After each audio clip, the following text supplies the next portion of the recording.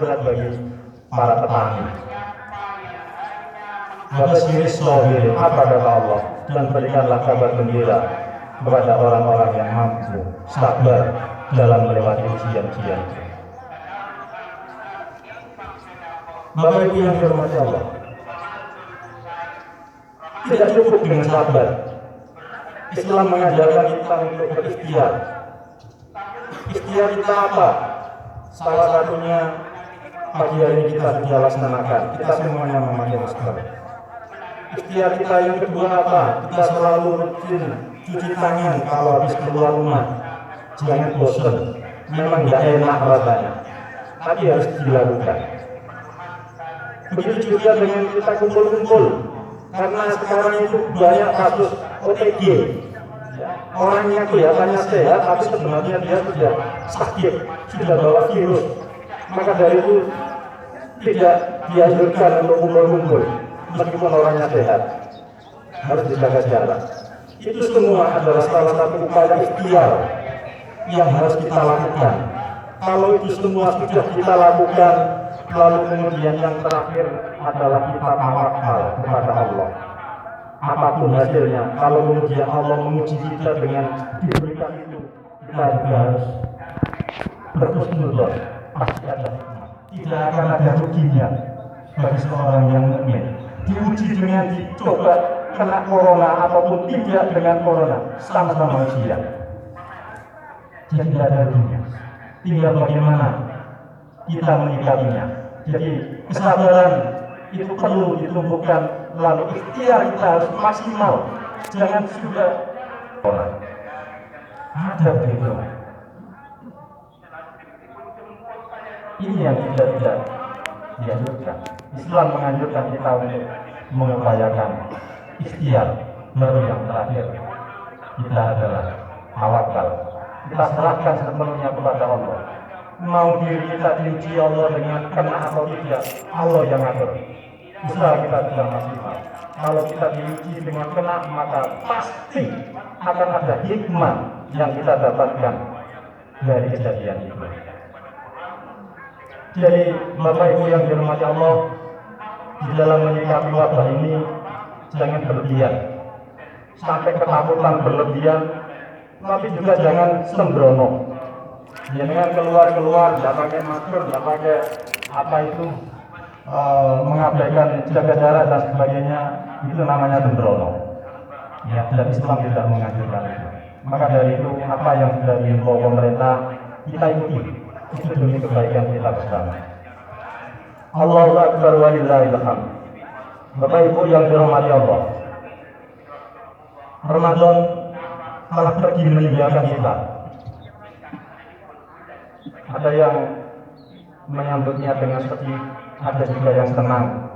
Senang karena sudah bisa makan lagi. Setelah 1 bulan disiksa katanya, tidak boleh makan. Ada yang sedih karena ditinggal Ramadan, amal ibadahnya yang dilipat gandakan, dan belum tentu akan berjumpa lagi di Ramadan yang akan datang. Allah berfirman di dalam surat Al-Baqarah ayat 183.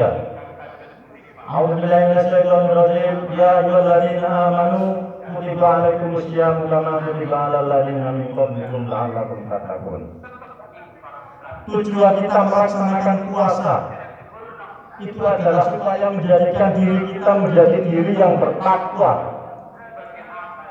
Lalu pertanyaannya, nopo setelah dari Ramadan kita ini sudah menjadi orang yang takwa? Cirinya apa takwa itu? Jangan-jangan kita juga belum mencapai tujuan itu. Di dalam surat Ali Imran ayat 134, Allah berfirman, A'udzubillahi minasyaitonir rajim. Alladzina yunfiquna fis-sarra'i wad-dharra'i wal kadhimina al-ghaidha wal 'afina 'anil nas wallahu yuhibbul muhsinin. Ciri orang yang bertakwa menurut Allah salah satunya apa itu? alladzina yunfiquna fis sarra'i wad dharra'i. Orang-orang yang gemar berinfak, bersedekah, baik itu dalam keadaan lapang maupun dalam keadaan sempit. Pak, Bu, jenengan kalau duitnya banyak, hartanya banyak, berinfak itu rasanya mudah, enteng. Apalagi kalau cuma uang 100.000, 10.000, 20.000, dagingnya. Tetapi yang sulit itu berinfak atau bersedekah dalam keadaan sempit. Ya kronis tunggal atau sewu, bagi infak mau 50.000. Wah, bodoh amit-amit ini. Itu kalau enggak orang yang sudah patah hatinya, enggak mungkin. Kalau jenengan punya ya terus tunggal juta bagi infak tunggal atau sewu, enteng. Sakit, setengah atau sewu juga. Tapi kalau bagi orang-orang yang sempit, yang tidak diberikan banyak harta, lalu dia tetap infak sedekah dengan istiqomah, itulah cirinya. Jadi ayat ini tidak mengkhususkan orang harus berinfak di kala yang lapang, di kala yang banyak rezeki, tapi yang sempit pun, di kala kita sulit pun, kita dianjurkan untuk tetap bersedekah sesuai dengan kemampuannya masing-masing. Mengapa sampai sebegitu pentingnya sedekah? Bapak Ibu yang hormati Allah, banyak manfaat dari sedekah itu. Satu di antaranya, sedekah itu bisa dapat menolak bala dalam sebuah riwayat. Nah, dengan kondisi kita yang seperti sekarang, yang sedang dilanda wabah, maka sudah sepatutnya kita perbanyak sedekah kita. Apapun itu bentuknya. Ya. Ada sebuah kisah, ya, sebuah cerita dari seseorang. Dia ini benar bersedekah. Suatu ketika dia akan pergi naik pesawat, kemudian sebelum naik sampai di bandara, ya, di tengah jalan dia ketemu pengemis, seorang yang sudah istilahnya layak untuk diberikan. Lalu orang ini memberikan sedekah kepada orang yang sudah layak untuk diberikan itu, pengemis itu. Apa yang terjadi? Ternyata pesawat yang ditumpanginya kecelakaan dan hampir semuanya meninggal, kecuali dia itu yang masih selamat. Orang-orang bertanya, apa rumusnya, apa kuncinya Anda kok bisa selamat sendiri? Lalu jawabnya, tadi sebelum saya naik pesawat, saya bersedekah kepada seorang pengemis yang memang perlu layak untuk dibantu. Allah Akbar walillahil hamd. Dengan kondisi yang sekarang, ayo kita gencarkan sedekah. Bahkan kalau di kota-kota lain, di Surabaya, di Gresik, dan juga di beberapa banyak lain ada yang sudah mulai gemar menginisiasi, membuat jadi bikin apa itu kayak rak, jemuran baju itu terus dicantolin makanannya. Ada yang infakkan sembako, ada yang sayur, ada yang apa lagi, ikan, ada lagi yang hasil panen. Sedekah. Nah, kalau di sini misalnya jenengan habis panen sayur, ambil sebagian sayurnya, sedekahkan kepada tetangganya yang memang perlu. Ya, jenengan habis panen gabah, ambil gabahnya, jangan dihabikan tetangganya. Kasih berasnya, nanti bingung tetangganya kalau dikasih gabah.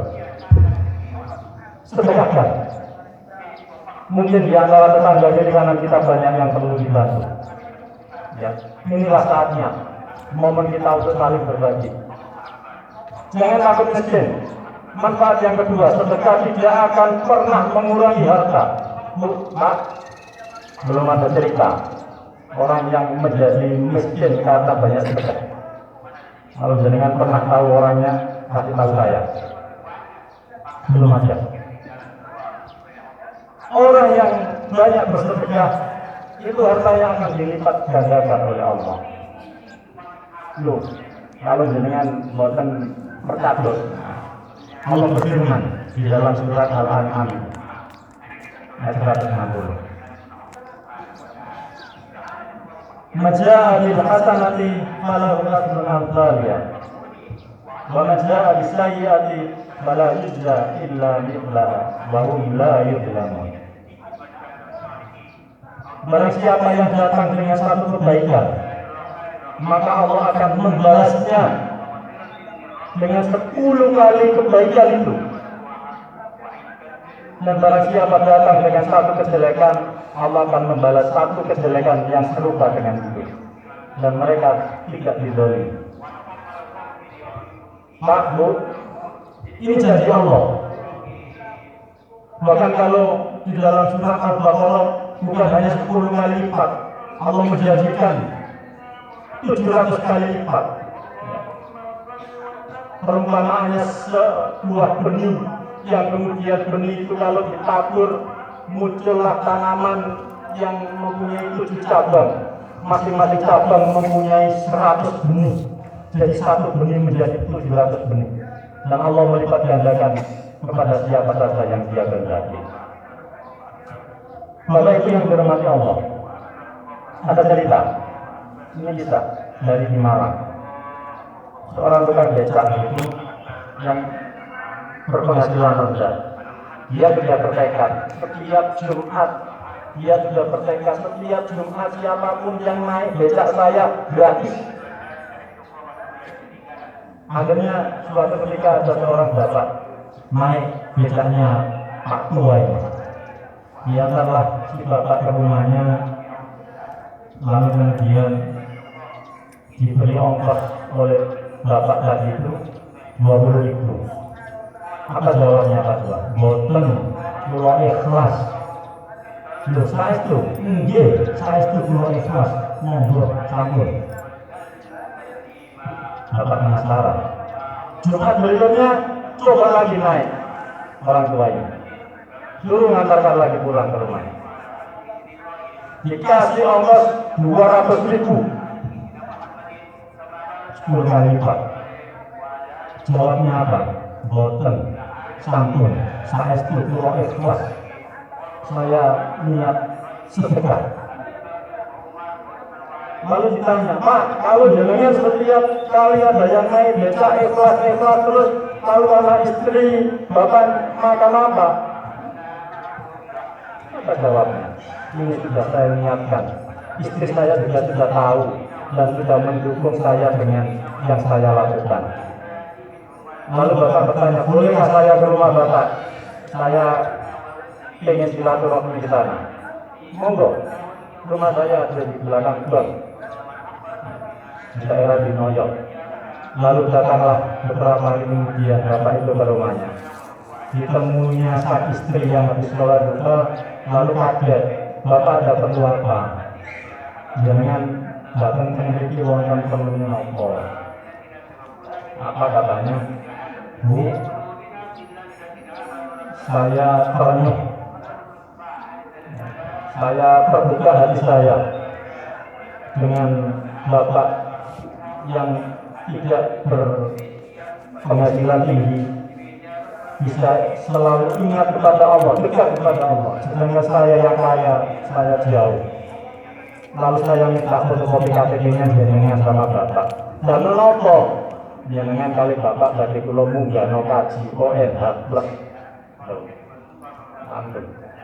Hanya dengan sedekah becaknya beliau diberikan kelimpahan rezeki bisa naik haji ONH plus. Dengan dia berbuat. Allahu Akbar wa lillahil hamd. Bukan hanya itu, ya, sedekah itu juga bisa membuat hati kita tidak kikir. Penyakit hati kikir itu bisa kita hilangkan. Bahkan sedekah jariah itu menjadikan amalan kita yang nanti akan memberikan kita terus selama di akhirat, selama kita mati. Ya. Idza mata benu Adam in qata amaluhu illa salasin sadaqatin jariyatin aw ilmin yuntafa'u bi aw waladin sholihin yad'u lahu. Apabila anak Adam mati, saiki kula panjenengan sedaya sampun kerja, semua terputus amalannya kecuali 3. Apa itu? Amal jariah, atau ilmu yang bermanfaat, atau anak yang soleh yang selalu mendoakan kedua orang tuanya. Kalau kita anaknya sendiri, saya tidak tahu hanya jenengan, sudah tidak bisa diharapkan. Wah, anakku senang akal ngetik, ilmu ku ya kan duwe, aku bendina ya atasnya wong ini tidak duwe ilmu apa. Maka sedekah inilah yang menjadi satu-satunya jalan kita untuk menabung. Itulah hakikatnya tabungan kita yang sesungguhnya. Mulai yang dirahmati Allah, ciri orang yang bertakwa yang kedua setelah sedekah adalah walafina minnas.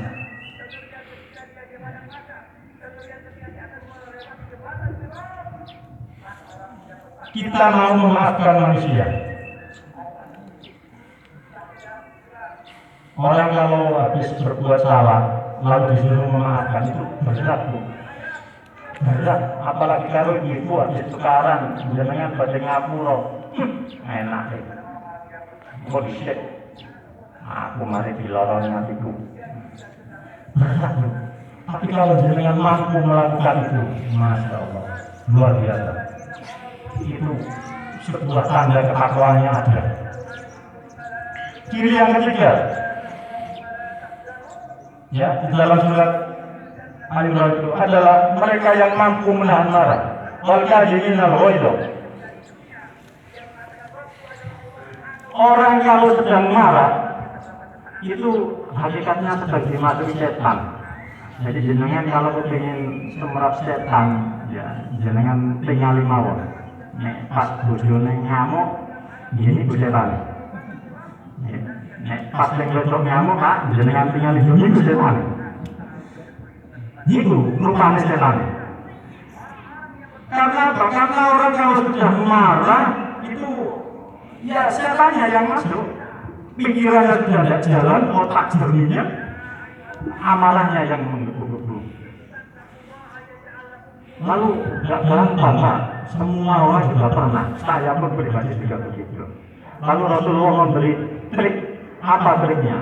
Dalam sebuah riwayat disebutkan kalau seseorang itu marah sambil berdiri, ya misalnya ngamuk, nyatek, bawa piring, nopo gepuk, maka duduklah. Arab gepuk di bawah longgol. Duduk kok masih kepengen berbaring. Itu kan? Berbaring. Sudah, jenengan sadar wis kepengen leren, tapi saya abot, maka dipaksa. Kalau masih duduk belum bisa berbaring. Ada cara lain, apa? Ambil wudhu. Segera ambil wudhu. Ya memang